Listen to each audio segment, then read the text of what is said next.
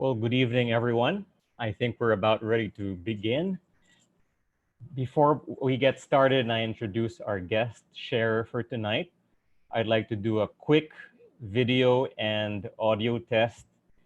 You can see that you have a chat option. If you can hear and you can see me and you can see my screen, could you just kindly comment in the chat box so that we know that you can properly view everything? So just go ahead and type there in the chat box. Thanks.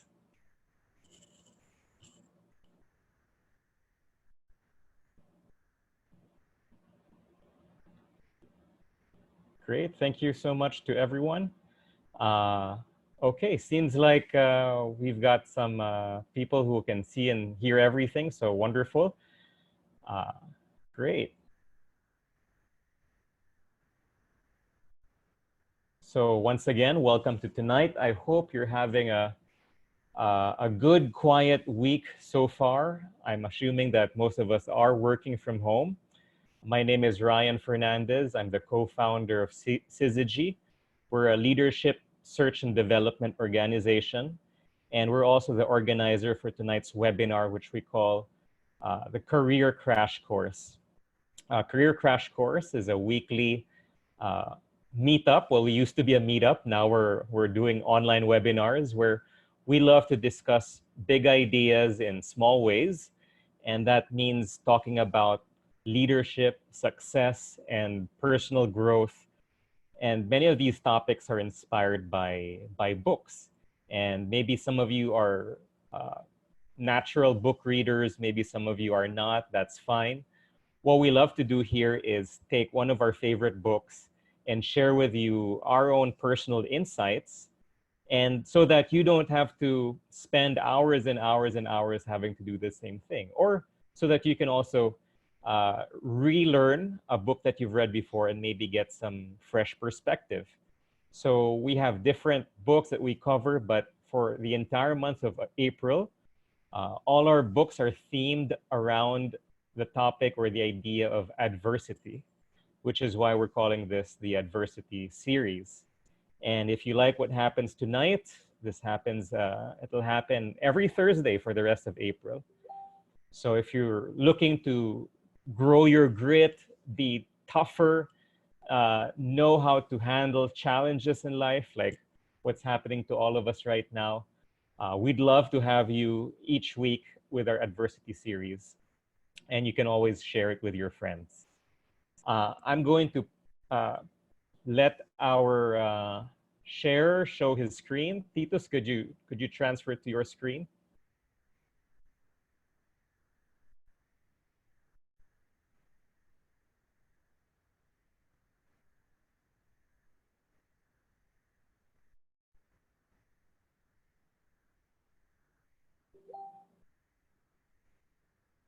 There we go.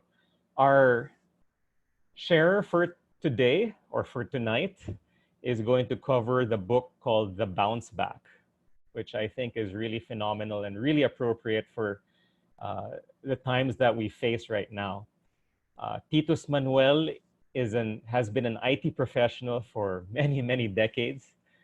He'll tell you for how long, but he's an institution in some places. He has been part of the faculty of Ateneo, of the Asian Institute of Management, AIM, and Far Eastern University.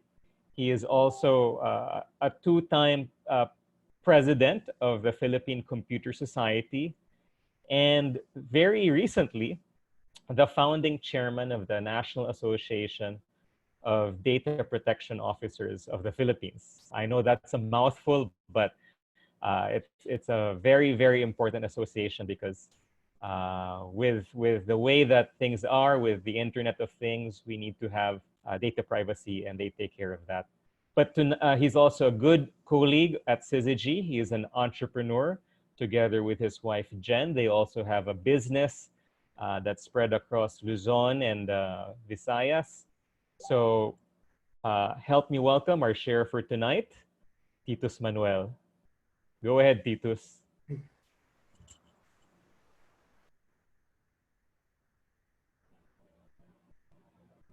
Oh, you here. Let me unmute you. There you go. Okay, can you hear me, guys? Yes. Okay, great, great. Okay. Let me run this show with you guys. How are you? How are you feeling? I hope you guys are okay. We're back in Manila. We're back in the Baliches. I've been stuck in this place for quite some time. The cats are getting bored with me. They see me every day. And the most important part of what we're going to show today is how you bounce back from the conditions we are in right now. And I guess it will really become a major issue for everyone simply because how do I manage this kind of events in my life? This is not the last time it's going to happen to us. It will become a norm at some point in time. And I'm going to assume you guys have been into a setback before. And the critical part about this one is, I hope I can run my Facebook. There you are. So there you are. That's our book for today. The title is Bounce Back, and this is the lady who after wrote it. Salmansohn is the name of the person. Karen, we'll call her Karen, and she has about 1.3 million fans on Facebook and about 3.1 million on Pinterest alone. So she has got a huge following. And I like the book simply because we are going to go through a process of preparing ourselves to be able to become back to normal again.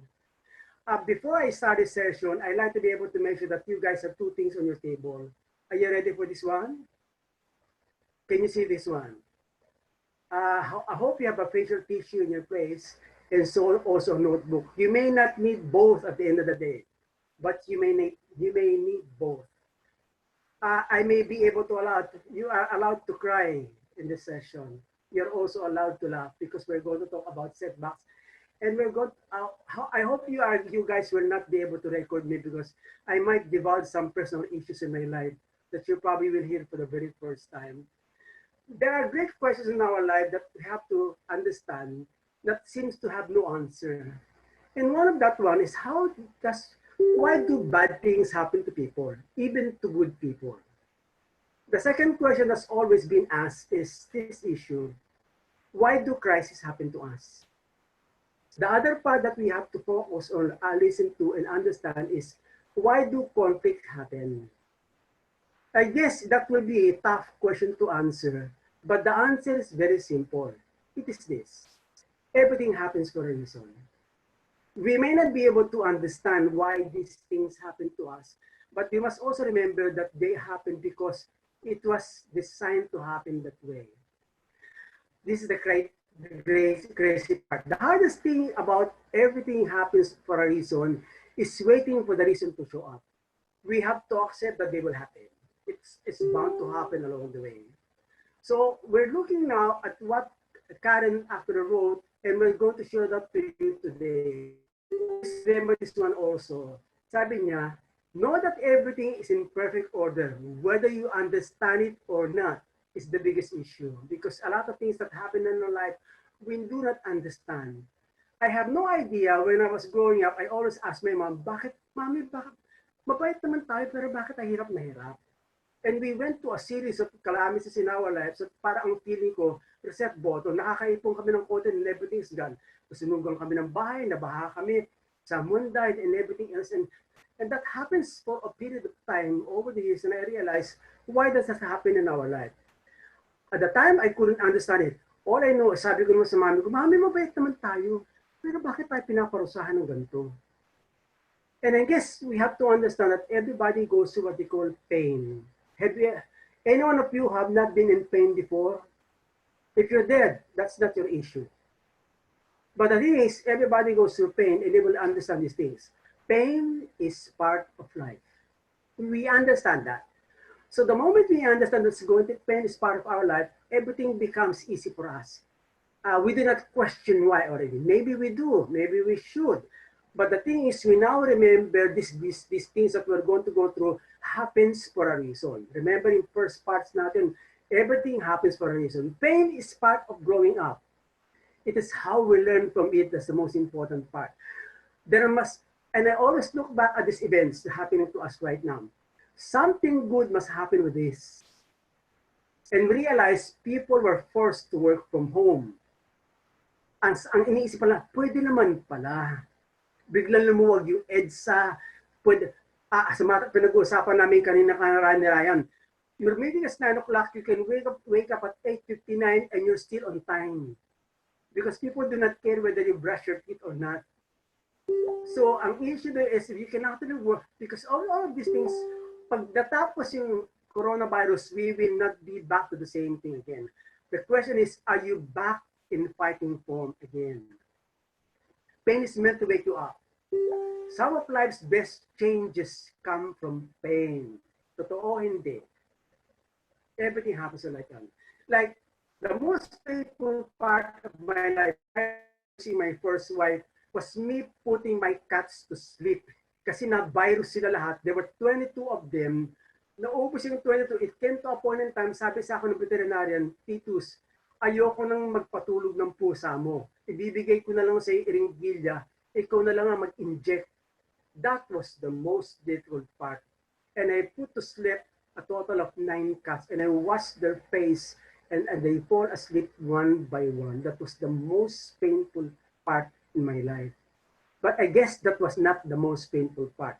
The most painful part is when my first wife was struggling to breathe.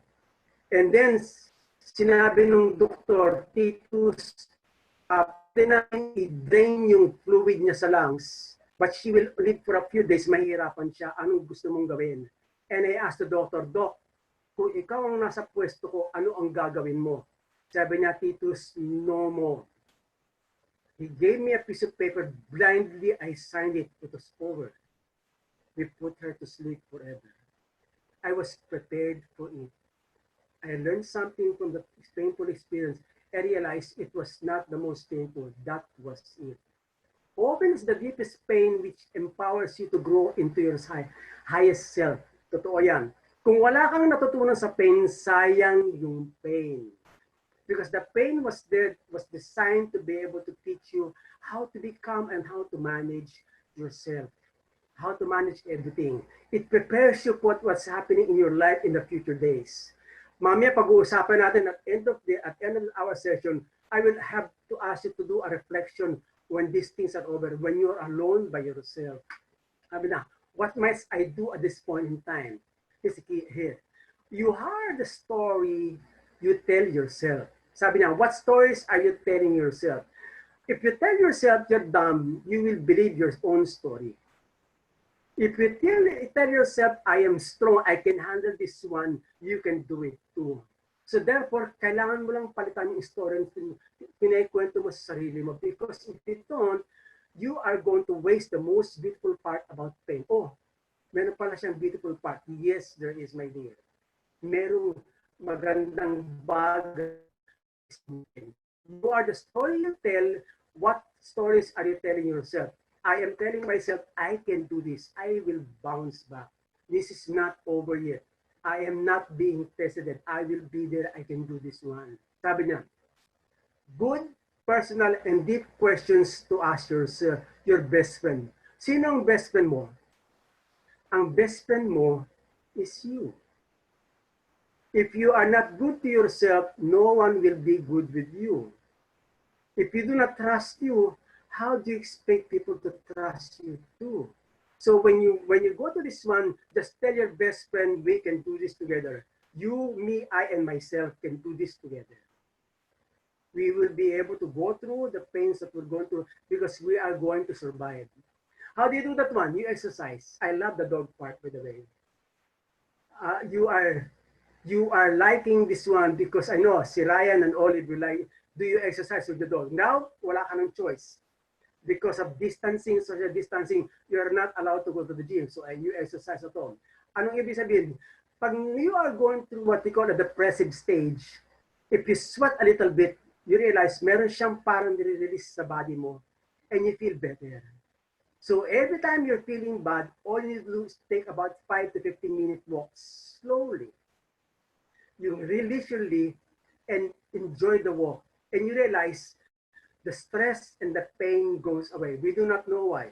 We have built in mechanism to do that for us. The other part that we have to think about is think happy thoughts. Try to smile when things are not looking bad. You cannot do both, by the way. The way you handle some, I realized when I was stressed into a lot of things, all I need to tell myself, Titus, ngumiti ka naman. And I was smile myself. I realized things become better. Can you smile to yourself right now, guys? Do it. Mas wala nakakita sa inyo because we see it. If you smile, most of the stress actually disappears or dissipates. Oh, by the way, the pain will never go away. Only understand they become more painful before they become better. It happens to people who have lost family members along the way. Yung first Christmas was the most painful part. But we're still able to manage it because we understand that things can only get better. Sometimes you just need to change. Can you hear me, guys? Sometimes you just need to change your environment because your environment dictates who you are. When my mother actually pushed me out of the house, sabi niya, Titus, kung gusto mong umasenso sa buhay, lumayas ka dito. I thought my mom didn't love me. Talagang literally pinalayas niya ako. But looking back, when I left Tondo and I moved to Camyas, my life changed because I was with, ang buhay ko sa Tondo is lasing-lasingan after office hours during weekends. That was my cycle for almost a year. Natakot sa akin ng nanay ko because I don't get drunk anymore. I can drink 18 bottles of beer under 4 hours. It was not affecting me. So when I changed my environment, everything changes also. Nabanggit niya ni Ryan, I became the president of Philippine Computer Society. Hinanap ko talaga yun. Kasi I am an IT guy, I'm an average person. How can I compete with ordinary people? I came from public school. Papa, hindi nga ako nanggaling sa Ateneo, sa Lasal, sa UP, sa UST, sa FEU ako public school. How can I compete with the big boys? Ito, natandaan ko talaga. Pagkasama ka pala ng mga gwapo ka na rin. Everything changed in your life. So when I changed the PCS, the Philippine Computer Society, I became someone that I thought I would never be. Ultimately, I became a president by accident kasi walang gustong tumakbo. It was a difficult task. It fell on my lap and I said, sige, I will do it. And that was the beginning of the changes in my life. By the way, guys, I am no brilliant person. I was just average. Ang nagkataon lang, tama ang sinandalan ko. That's the reason why I like yung group ng CCG, yung grupo ni Oleg, because that was the most positive people I've met in my life. Bukod pa sa simbahan. Next part na tayo. Meron ba kayong crisis sa opisina? Laging bakbakan. Na-stress ka ba? Araw-araw pinag-awayan. Would you like to move to someplace else? Maybe you should. At some point in time, after say, I have enough of this one. God let me escape because you will. You will find a best place where you actually belong. When I went to N21 programs, the first thing I actually understood was, and I smelled something nice about that place. Yung first meeting ni Olive in December of 1996, I didn't understand anything except one thing. I love the quality of the crowd. Ako ang vice person ako. Pag pumasok ko sa lugar, tumayo ang balahibo ko sa batok, I am gone. You have to chase me down the stairs. Pero ang ibang pakiramdam ko, there's something about this team that allowed me to look more and search for something better. And I found it because I saw what I was looking for. I found a new home. The universe rewards the decisive. If you find yourself dilly-dallying about making decisions, you are going to waste a lot of things because you're afraid to make a mistake. Believe me, guys, the guys who makes the most decision will make the most mistakes. That's a given. Kaya nagugulat ako pag isang empleyado pinagagalitan sa opisina dahil nagkamali. Lahat naman ng tao nagkakamali. So dapat talaga, there must be a way for you para dapat na hindi na masira yung momentum ng tao. So what do we do? Kasi pag hindi ka nag-decide, regrets might come in. The cemetery is the most painful place on planet Earth not because there are dead people there, but because there are deeds left undone and words left unsaid. I love those passages that realize we do not want to be regretted anymore. Sabi niya, how will you know if it's not the right decision if you never make it? You have to step forward and jump. by the way. You will never be able to feel the water if you do not jump to the swimming pool. You can learn everything about swimming, but if you do not get your feet wet, you are not to get any far. The other part, sometimes you make the right decision. Sometimes you make the decision right. How do you do it? When you make a decision, you stand by it. People will love you for your decisions, not what you decided on, because they will see you. Alam nila, lahat naman tayo nagkakamali. But they're looking forward to how when I make a mistake, how do I handle it? When I bungle situations, which is bound to happen, how do I handle it? Kaya basahin natin siya ulit. Sometimes you make the right decision. Pero importante yung bottom part. Sometimes you make the decision right. And there you are. That's the most important one. How do you learn? How do you do it? You ask people how it's done. Sabi niya, if the plan doesn't work, change the goal. No, you do not change the goal. If the plan doesn't work, change the plan, but never the goal. The mind is there. It happens for pilots. Because of typhoon, they have to diverge or look for someplace else and miss the clouds, but they wind up in the same destination, exactly where we're headed to. If your decision is to become someone in our business, you set your heart into it. The most important part that you have to believe, if these guys can do it, if I don't change my plan, my goal, I will get there. So, next part pa natin, wise words to live by. Ito, medyo heavy na itong parts na to, guys. No need for revenge. Those who hurt you will eventually mess up and hurt themselves or have karma kick their booty. Sabi nga nila, success is the best revenge. If people were thumbing you down, let them. You do not give them the permission to hurt you. I've gone through that process so many times. Pag meron nagsabi, ang lagi ko sinasabi sa kanila, problema nyo na yan. As far as I'm concerned, this is me, I know myself, I know what I'm going to do. The other part, here it is. To me, you complain a lot. That I'm speaking to myself, by the way. But commit to talking, sabi niya, about 20% ng problem and 80% about the solution. I'm running a computer company.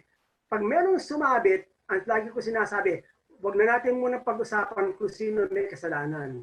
Ang ayusin muna natin kung ano yung problema. Kung meron tayong time, tsaka natin sabunin yung may kasalanan. Oftentimes, at end of the day, nawawala yung sabunan. And everybody goes home in a very nice mood. Because what? We focus on the most important part, the solution. Solving the problem, talking about the problem will never get you to where you want to go. It will only add to your stress. Next part natin. Carefully, you can hurt yourself by looking backwards too often. Lagi tayong, because na-trauma ka one time, ang feeling mo, if you're going to go to the same process again, mauulit yung traumatic experience na yun. That will prevent you from moving on. Anong lessons then? If it happens once, it doesn't mean it will happen again. If it happens again, you know better. Do not act the same way you did it the first time around because you're going to repeat the process again. And believe me, problems come by batches. And sometimes they fall in line. I remember this approach that we met a long time and saw someone say this one. If there's a problem, he always says, the guys, you panic, the rest of you stay calm. And guess what, guys? Everybody has a good luck and works all the time. Sabi to, so you know what sexy is?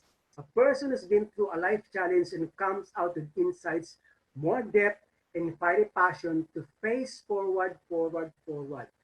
Pag tinignan mo, wait. There's no book written on a person who is someone who has not taken a big step forward or has not taken the risk. Walang sinusulat na librong ganon. Ang lagi sila sinusulat na libro or any article for that matter is someone who failed so many times and becomes successful at the end of the day. You have seen all the great movies in the world and all of this parehas lang sila ng format. Binagsak, sumabit, nasampa, nasa bunutan, become successful at the end. Exactly what you want to happen in your life. If you don't sacrifice, I love this one. If you don't sacrifice for what you want, will be sacrificed. Sa totoo, hindi. So, alam mo lang, ang isang big question before I should have asked you this one, ano ba talaga ang gusto mo sa buhay? Because that's the most important part that you will always remember when you go through pain. Titus, ano ba talaga ang gusto mo sa buhay? And we always use this exercise na ginagamit, the man on the mirror exercise. When you go home, when things are not doing well for you, you confine yourself sa CR, magkulong ka, you remove everything. Make sure the door is closed. You do not want to embarrass yourself. And you look at the mirror, and you ask the guy in the mirror, ask this question, ano ba talaga ang gusto mo? And believe me, the man in the mirror cannot lie to you. Oh, if you cannot look the man in the mirror in the eyes, you have a problem. Because the person in the mirror can see through your soul. If God brings you to it, He will bring you through it. Totoo hindi. So many good things happen sa coronavirus, so I pray more. I understand life better. I'm stuck in a house, I have no place else to go. I did a lot of things I never realized I can actually do. I realized I can do a lot of things in silence without anyone bothering me. Life became very simple. And sometimes answers come to our life in very mysterious ways from people we do not anticipate will happen to us. And even we look at crisis, ang feeling natin crisis is bad. Sa totoo lang, there are always silver lining in every crisis. A person who does not see that one duplicates the crisis. He does not solve the crisis. We will not be able to solve this crisis. The most important is maahon tayo from where we are at this point in time. Do I need to explain this one? He is, listen, the greatest comeback in history. When you look at his story, after 3 days, as promised, he walked back again. He stayed for about 40 days. There is no greatest comeback than someone who has risen from the cross.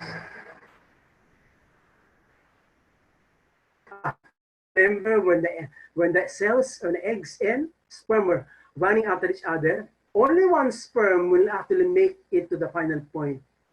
And that's you. Sabi niya, if you don't believe in miracles, perhaps you have forgotten you are one. If you don't remember this picture, try to remember one single sperm trying to survive, and it made it and mated, and it became you. 1 billion did not, you did. Bounce back. Words we can thoughts live by. Sabi niya, why doesn't a woodpecker get a headache from banging its head into the tree all day? Think about that one. A woodpecker pecks the tree maybe 1 million times in his lifetime, but it never gets a headache. Why? The head was designed to sustain the impact. You were designed to become resilient. You just didn't know it.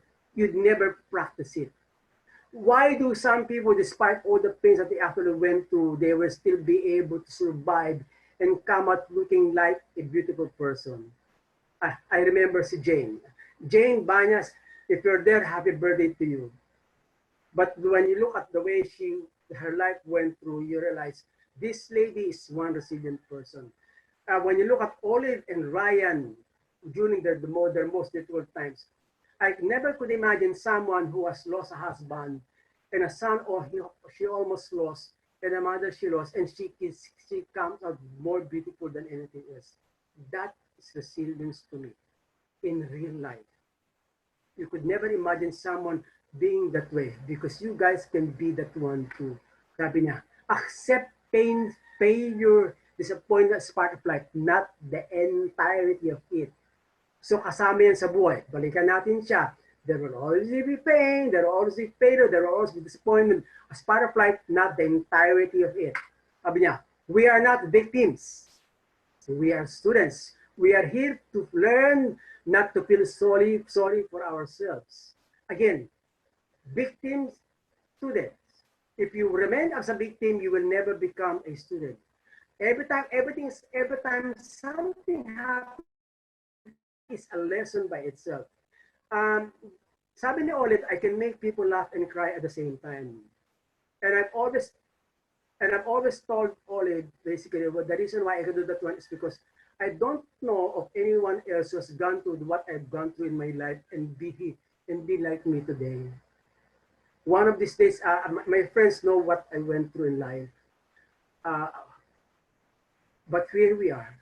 We're smiling from ear to ear. We had a class reunion about, ano kami, naka 50 years na kami. These guys were looking at me and I was looking at them. I said, ang feeling ko, I do not believe in this place because of Nutrilite. And you guys, these guys were look like spent. They were talking about all the sickness in the world. Bypass, you name it, heart attack. Hindi ako makarelate because we have Nutrilite, we have this group of people, and we're able to retain our sanity. And that's the most important part. Because kaya ayoko misasamahan sila. Sumasama loob nila sa akin, kaya lang I feel bored. Kasi pinag-uusapan namin lagi, sino na namatay? Anong gamot na iniinom mo? Gusto ba yung araw-araw yun ang buhay mo? So the thing that I realized, I am a good student of this one. Who you truly are as a person is best revealed by who you are during the times of conflict and crisis. Pinapalakpan mo ba yung sarili mo pag naka-aon ka sa crisis? O nagagalit ka sa mundo? Ulitin ko yung question na yun. Pag naka-aon ka ba sa crisis, pinapalakpakan mo yung sarili mo? Dinedate mo ba yung sarili mo? Kumakain ba kayo sa labas ng sarili mo? Or you're feeling sorry for yourself? When I read this book, I realized I'm giving myself a bad time more than I actually truly deserve. Maybe we should not be doing that one in our life. Now you can actually make a choice. This is the most important part. Right? Because this is going to be a difficult choice, guys. So prepare yourself. Anong choice mo? Dalawa lang yan. Are you going to be weak or are you going to be strong? Every time you go through a series of tests in your life, you ask yourself this question, am I going to be weak or am I going to be strong? If I'm weak, it's over, except for the shouting. If I'm strong, welcome, problem. Nice to see you again. Because you realize, pagkatapos nun, marami ka ikikwento sa mga anak mo, sa mga kaibigan mo. Pag meron silang problema, nangingiti ka na, excuse me, kung alam niyo pinagdaanan ko, sisiw yung dinaanan niyo. And then you can actually have a good discussion with you and yourself somewhere along the way. Mag-reflection tayo ng konti. Before we part ways today, let me correct the statement by the way. Parting is not something that we are going to drive you away. It's something like this one, reflection. Look at this one, guys. Ito yung normal pattern ng mga tao. You eat, survive, reproduce. Tapos, yung reptile naging naglalakad na. Tapos, nag-eat, survive pa rin. Tapos, naglalakad na siya. Tinubuan siya ng fins. Eat, survive. Tapos, naging hindi na siya pwedeng lumangoy. Nasa lupa na siya. And all of a sudden, that thing became a man. Are you going to do the same thing that these guys are doing? Or you want to make it different for you? Now it's time to do a reflection. What will your future self remember about you now? Right now, yung pinagtatawa ng lagi namin ng high school classmates namin noon is, I have a pimple with a face. Ngayon, pag pinag-uusapan namin, natatawa kami ngayon. But because of skincare and artistry, I may be the most good-looking guys in that group. I look younger than most people that those guys are. But the thing is, nung nagkita-kita kami, nung nagkwento kami ng story, I realized, I told the God, thank you for the pain. I would have not enjoyed my 67th birthday if not for those pains. Sila naman baliktad. Nice life before, difficult life now. So, mas maganda pala pag tumatanda ka, mas maganda ang buhay kasi nung bata ka. Because when you're old, there's no one to run to. And I guess God prepared me for what I am going to face. So I will stop there because that is going to be the last slide before I say thank you. Babalikan ko siya ulit, no? when we part ways, rather that we stop doing this one, do not just run away from your screen. Think back, face your notebook, whatever that is, write something, because a few years from now, you will remember this date as the day you made a decision to become somebody today that you will be proud of tomorrow. Can you be proud of tomorrow, guys? I guess that's it for today. God bless you all. We will survive this pandemic. It will be nothing for us because we are made as a team, we're made as one, we're strong, and we were able to survive this one. Maraming salamat po. Thank you, guys. God bless you all. Thank you so much, Titus. Let me bring the screen back to my side.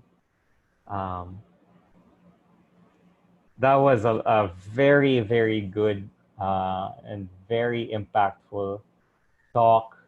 And it's something that all of us should be thinking about right now. How do we respond?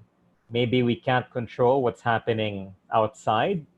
We can't control how this is panning out. However, individually, we can control how we respond. We can decide how we react to challenges, not just what's happening right now with the quarantine, but all kinds of challenges. And hopefully by doing that, we flex our muscle, we become stronger, and just like Titus, also wiser. So I just want to read a few of the comments.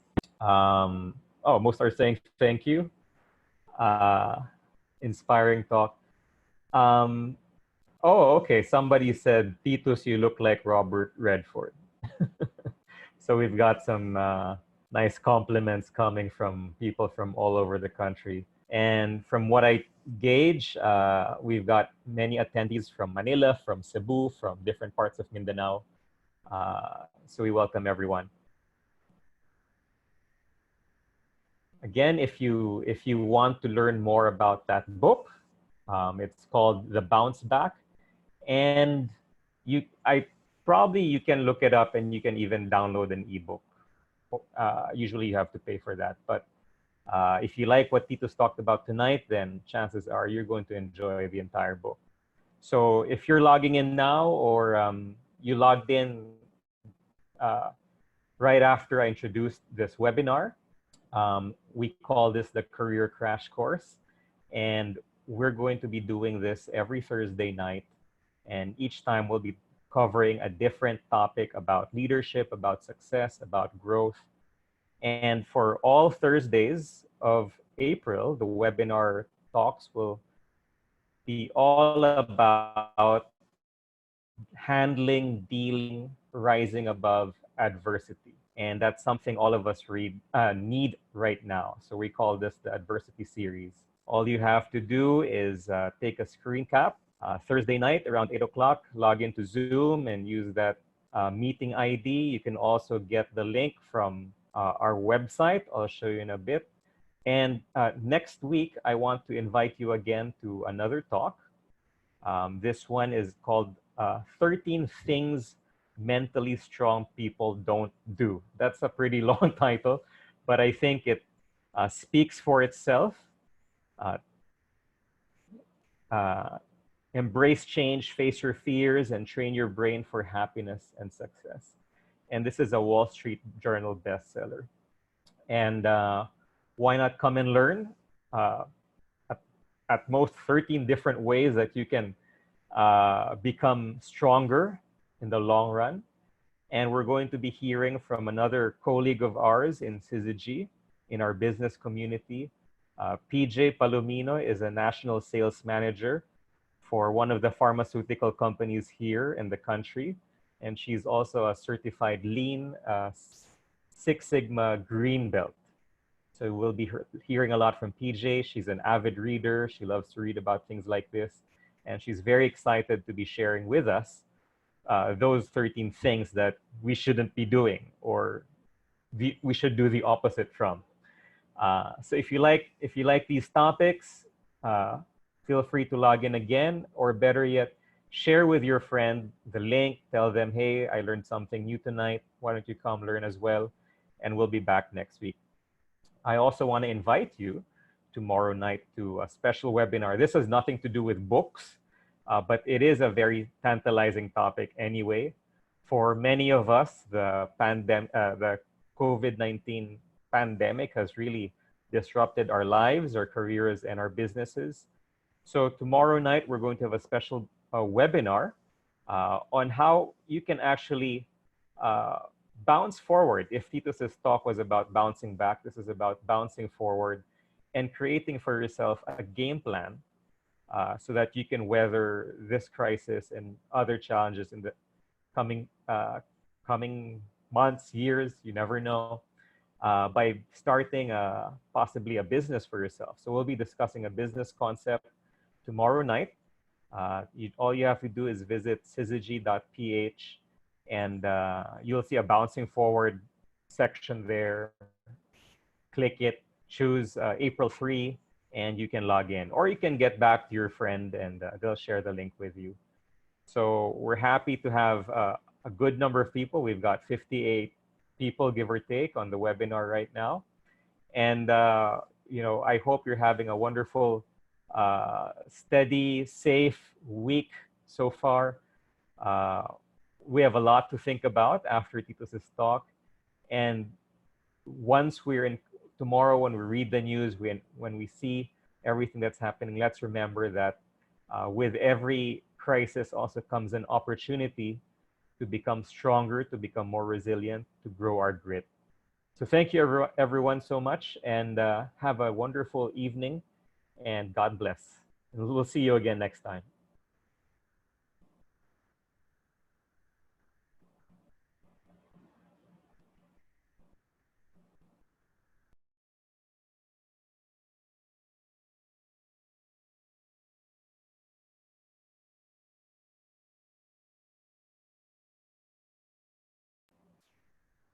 Okay, I just read the comments, my mistake.